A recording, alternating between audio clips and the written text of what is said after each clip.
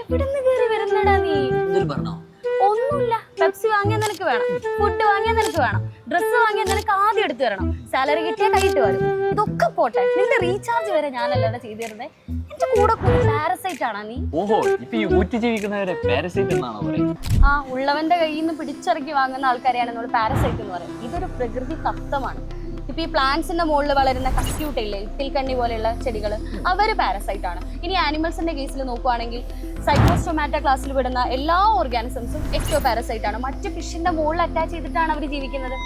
ഓ, ഞാനൊരു പാരസൈറ്റ് ആണെന്ന് തന്നെ വിചാരിച്ചോ. എനിക്ക് വിശന്നിട്ട് വയ്യോ, നീ ഒന്നുമില്ല ഫുഡ് വാങ്ങിച്ചാണ്. നീ 2025 സൈക്ലോസ്റ്റൊമാറ്റയിലുള്ള എല്ലാ ഓർഗാനിസംസും ഏത് കാറ്റഗറി ആണെന്ന് പറഞ്ഞിട്ട് ഒരു ചോദ്യം ചോദിച്ചിട്ടുണ്ടായിരുന്നു.